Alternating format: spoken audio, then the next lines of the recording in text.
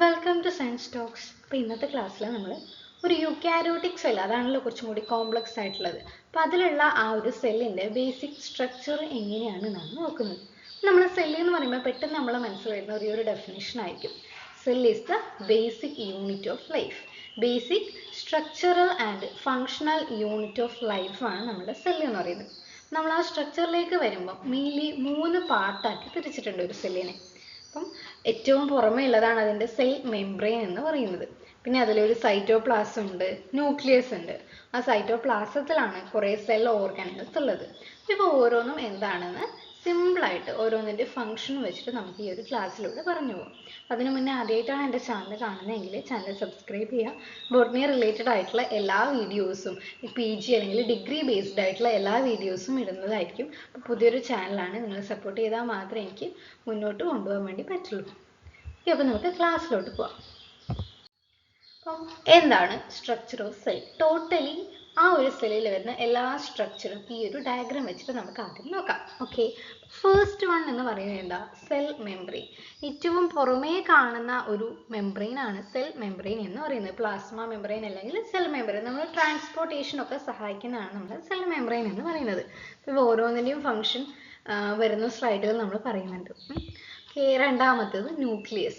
ഈ കാണുന്ന ആ ഒരു റെഡ് കളറിലുള്ള ആളാണ് ന്യൂക്ലിയസ് എന്ന് പറയുന്നത്. അപ്പോൾ ഈ ഒരു ന്യൂക്ലിയസ് എന്ന് പറയുമ്പോൾ എന്താ? ജനറ്റിക് മെറ്റീരിയൽ കാണുന്ന ആ ഒരു പോർഷൻ. ആ ന്യൂക്ലിയസിൻ്റെ ഉള്ളിൽ തന്നെ കാണുന്ന വേറൊരു പോർഷനാണ് ന്യൂക്ലിയോലസ് എന്ന് പറയുന്നത്. ഓക്കെ, ന്യൂക്ലിയോലസ് എന്ന് പറയുന്നത്. Next one cytoplasm. നമ്മളൊരു സെല്ലിൻ്റെ സൈറ്റോപ്ലാസം എന്ന് പറയുമ്പോൾ ഒരു ജെൽ ലൈക്ക് മെട്രിക്സ് ആണ് അല്ലേ സൈറ്റോപ്ലാസം എന്ന് പറയുന്നത്. ഇവിടെയൊക്കെ കാണാൻ ഒരു ബ്ലൂ കളറിലാണ് നമ്മൾ സൈറ്റോപ്ലാസം എന്ന് പറയുന്നത്. ഇവിടെയൊക്കെ കാണുന്നതൊക്കെ സൈറ്റോപ്ലാസമാണ്. ഓക്കെ, ദെൻ നെക്സ്റ്റ് വൺ എന്ന് പറയുന്നത് എൻഡോപ്ലാസ്മിക് റെറ്റിക്കുലം. അതായത് ഈ ഒരു സൈറ്റോപ്ലാസത്തിൽ കാണുന്ന കുറേ സെൽ ഓർഗനൽസ് ആണ്. ഈ ഓരോ ഓർഗനൽസിനും ഓരോ ഫങ്ഷൻസ് ഉണ്ടായിരിക്കും. അതിൽ ഒന്നാമത്തേതാണ് എൻഡോപ്ലാസ്മിക് റെറ്റിക്കുലം.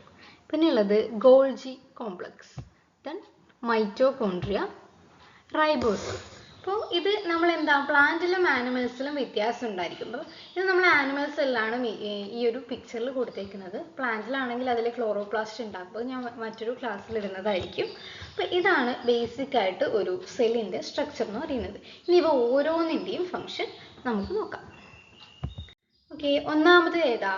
സെൽ മെംബ്രെയിൻ ആയിരുന്നു അല്ലേ. സെൽ മെംബ്രെയിൻ എന്ന് പറയുന്നത് ഒരു സെല്ലിൻ്റെ സെൽ മെംബ്രെയിൻ എന്ന് പറയുന്നത് മെയിൻലി എന്താ? ട്രാൻസ്പോർട്ടേഷൻ ആയിരിക്കും സഹായിക്കുന്നത്. അതായത് ഒരു സബ്സ്റ്റൻസ് ഒരു സ്ഥലത്ത് നിന്ന് ഉള്ളിൽ നിന്ന് പുറത്തേക്കുള്ള ആ ഒരു ട്രാൻസ്പോർട്ടേഷനെ സഹായിക്കുന്ന ആളാണ് നമ്മൾ സെൽ മെംബ്രെയിൻ.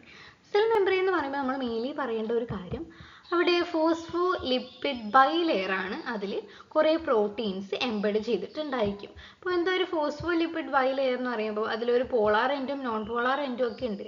നമ്മൾ ടിപ്പിക്കലി അല്ല, ജസ്റ്റ് ഒരു ബേസിക് ആയിട്ടുള്ള ഒരു സ്ട്രക്ചർ വരയ്ക്കുമ്പോൾ ഇതാണ് ഒരു ലിപ്പിഡ് ബൈലെയർ എന്ന് വെക്കുക.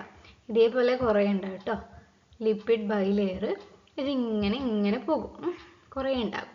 അതിൻ്റെ നടുക്കായിട്ട് പല തരത്തിൽ, അതായത് ചിലപ്പോൾ ഫുള്ളായിട്ട് ഫിൽ ചെയ്ത പ്രോട്ടീൻസ് ഉണ്ടാകാം, ചിലപ്പോൾ മുകളിൽ മാത്രമായിട്ട് കാണുന്ന പ്രോട്ടീൻസ് ഉണ്ടാകാം. അങ്ങനെയാണ് നിങ്ങൾ ടിപ്പിക്കലി ഒരു സ്ട്രക്ചർ നിങ്ങൾ ടെക്സ്റ്റ് ബുക്കിലൊക്കെ ഉണ്ടാകും ആ ഒരു സ്ട്രക്ചർ. അപ്പോൾ ഇതാണ് ഒരു ഫോസ്ഫോ ലിപ്പിഡ് ബൈലെയർ എന്ന് പറയുന്നത്. 2 ലെയർ ആയിട്ടുള്ള ഒരു ഫോസ്ഫോ ലിപ്പിഡും ഉണ്ടായിരിക്കും. അതിൽ ഇതേപോലെയുള്ള പ്രോട്ടീൻസ് എംബഡ് ചെയ്തിട്ടുണ്ടായിരിക്കും. സെൽ മെംബ്രെയിൻ്റെ ഫംഗ്ഷൻ എന്ന് പറയുന്നത് എന്താ? മൂവ്മെൻറ്റിന് സഹായിക്കും അല്ലേ.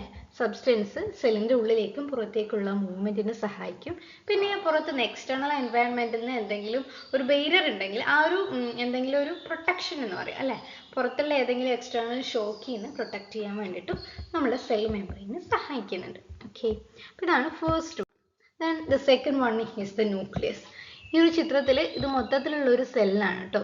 അതിൽ ഇതാ ഈ ഒരു പോർഷൻ വേറെ കളറിലെടുത്താൽ ഈ ഒരു പിങ്ക് കളറിൽ കാണുന്ന ഒരു പോർഷൻ ഇല്ലേ, അതാണ് നമ്മളുടെ ന്യൂക്ലിയസ് എന്ന് പറയുന്നത്. ഓക്കെ, അപ്പോൾ ഈ ഒരു ന്യൂക്ലിയസ് എന്ന് പറയുന്നത് ഒരു മെംബ്രെയിൻ ബൗണ്ട് സെൽ ഓർഗനലാണ്. ഒരു മെംബ്രെയിൻ ഉണ്ട്. ആ മെംബ്രെയിനെയാണ് നമ്മൾ ന്യൂക്ലിയർ എൻവലപ്പ് എന്ന് പറയുന്നത്. ന്യൂക്ലിയസിന് ഒരു മെംബ്രെയിൻ ഉണ്ട്, അതിനെയാണ് ന്യൂക്ലിയർ എൻവലപ്പ് എന്ന് പറയുന്നത്.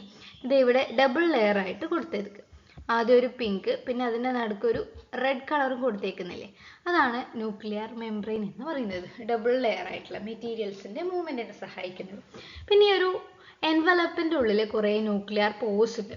ആ പോഴ്സ് വഴിയാണ് ഈ ഒരു ന്യൂക്ലിയർ എൻവലപ്പിലൂടെയുള്ള ആ ഒരു മെറ്റീരിയൽസിൻ്റെ ജനറ്റിക് മെറ്റീരിയൽസിൻ്റെ ഒക്കെ മൂവ്മെൻറ്റ് സഹായിക്കുന്നത്. ഇനി ഇതിൻ്റെ ഉള്ളിൽ ഒരു ന്യൂക്ലിയോ പ്ലാസ് ഉണ്ട്. നമ്മുടെ ന്യൂക്ലിയസിൻ്റെ ഉള്ളിൽ ഒരു ജെൽ ലൈക്ക് ആയിട്ടുള്ള സബ്സ്റ്റൻസ് ഉണ്ട്. ആ ജെൽ ലൈക്ക് ആയിട്ടുള്ള സബ്സ്റ്റൻസിനെയാണ് ന്യൂക്ലിയോ പ്ലാസം എന്ന് പറയുന്നത്. പിന്നെ ഉള്ളത് ഇമ്പോർട്ടൻ്റ് ആയിട്ടുള്ള ഒരു ടേമാണ് ന്യൂക്ലിയോലസ്. നമ്മൾ നേരത്തെ സ്ട്രക്ചർ പഠിച്ചപ്പോൾ പഠിച്ചു, ഇതാണ് ന്യൂക്ലിയോലസ് എന്ന് പറയുന്നത്. അപ്പോൾ ഈ ഒരു ന്യൂക്ലിയോലസ് എന്തിനു വേണ്ടിയിട്ടാണ്? Ribosome synthesis. നമുക്കറിയാം റൈബോസോംസിനെ ഉണ്ടാക്കുന്നത്. റൈബോസോംസ് എന്ന് പറയുന്നത് പ്രോട്ടീൻ സിന്തസിസിനെ സഹായിക്കുന്നതാണ്.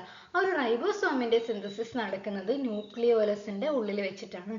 ഓക്കെ, ന്യൂക്ലിയസിൻ്റെ ഉള്ളിൽ റൈബോസോം സിന്തസിസ് നടക്കുന്ന സ്ഥലമാണ് ന്യൂക്ലിയോലസ് എന്ന് പറയുന്നത്. ഇപ്പോൾ ഇത്രയാണ് ന്യൂക്ലിയസ്. ഒരു ഡബിൾ മെംബ്രെയിൻ ഉണ്ടാവും, അതിൻ്റെ ഉള്ളിലാണ് നമ്മളുടെ ജനറ്റിക് മെറ്റീരിയൽസ് ഒക്കെ കാണുന്നത്. അതിന് ഡബിൾ മെംബ്രെയിനെയാണ് ന്യൂക്ലിയർ എൻവലപ്പ് എന്ന് പറയുന്നത്. ആ ന്യൂക്ലിയർ എൻവലപ്പിൽ ഒരു ന്യൂക്ലിയർ പോർ ഉണ്ടാകും, പിന്നെ ഒരു ന്യൂക്ലിയർ പ്ലാസ് ഉണ്ടാകും, പിന്നെ റൈബോസോം സിന്തസിസ് നടത്താൻ വേണ്ടിയിട്ട് ന്യൂക്ലിയോലസ് ഉണ്ടാകും. അപ്പോൾ ഇതാണ് ന്യൂക്ലിയസിൻ്റെ ഒരു സ്ട്രക്ചർ എന്ന് പറയുന്നത്. മൂന്നാമത്തേതാണ് നമ്മുടെ സൈറ്റോപ്ലാസം എന്ന് പറയുന്നത്. ഓക്കെ, നമ്മൾ സൈറ്റോപ്ലാസം എന്ന് പറയുമ്പോൾ എന്താ, ഒരു മെട്രിക്സ് ആണ് അല്ലേ. ഇപ്പോൾ സെൽ മെംബ്രെയിന്, ഇവിടെ ഒരു സെൽ മെംബ്രെയിൻ, നടുക്ക് എന്തുണ്ടായിരിക്കും? ന്യൂക്ലിയസ് ഉണ്ടായിരിക്കും. ആ ന്യൂക്ലിയസിനും സെൽ മെംബ്രെയിനും ഇടയിലുള്ള ബാക്കി ഈ ഒരു പോർഷൻ മൊത്തത്തിലില്ലേ, ഈ ഒരു പോർഷനെയാണ് നമ്മൾ സൈറ്റോപ്ലാസം എന്ന് പറയുന്നത്. അപ്പോൾ ഈ ഒരു സൈറ്റോപ്ലാസത്തിനെ നമ്മൾ പലപ്പോഴും സൈറ്റോസോളി എന്നും പറയാറുണ്ട്. സൈറ്റോസോൾ എന്ന് വെച്ചാൽ എന്താ, ഈ ഒരു സൈറ്റോപ്ലാസത്തിൽ ലിക്വിഡ് ആയിട്ടുള്ള പോർഷൻസ് ഉണ്ട്. ആ ലിക്വിഡ് ആയിട്ടുള്ള പാർട്ടിൽ ആണ് നമ്മൾ കെമിക്കൽ റിയാക്ഷൻ നടക്കുന്നത്. അങ്ങനെ കെമിക്കൽ റിയാക്ഷൻ നടക്കുന്ന പോർഷനെയാണ് സൈറ്റോസോൾ എന്ന് പറയുന്നത്. ഓക്കെ, അപ്പോൾ ഇനി സൈറ്റോസ്കെലിറ്റൻ നിങ്ങൾ കേട്ടിട്ടുണ്ടാവും.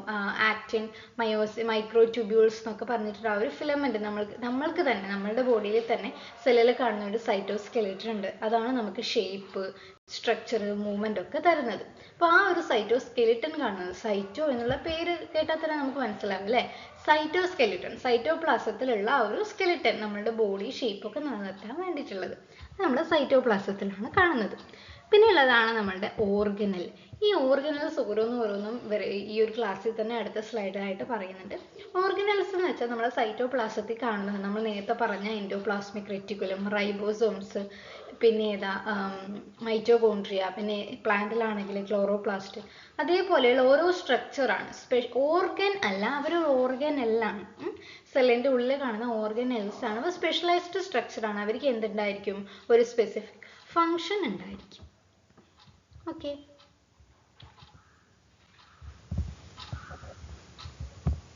സോ അപ്പോൾ ഈ സെൽ ഓർഗനൽസിൽ പ്രധാനമായിട്ടും വരുന്ന സെൽ ഓർഗനൽസ് എന്ന് പറയുന്നത് ഈ ഒരു 5 എണ്ണമാണ്. ഏതൊക്കെയാ? Mitochondria, Golgi body, endoplasmic reticulum, ribosomes, chloroplast. അപ്പോൾ ഇത് കൂടാതെ ലൈസോസോംസ്, വാക്യൂൾസ് എന്ന് പറഞ്ഞിട്ട് ഫാം എന്നൊക്കെ പറയുന്ന ഓർഗനൽസും കൂടി ഉണ്ട്. അതും കൂടി ആഡ് ചെയ്തിട്ട് ഒരു വീഡിയോ ഞാൻ അടുത്ത ക്ലാസ്സിലായിട്ട് ഇടുന്നതായിരിക്കും. അപ്പോൾ ഇത്രയേ ഉള്ളൂ. Thank you.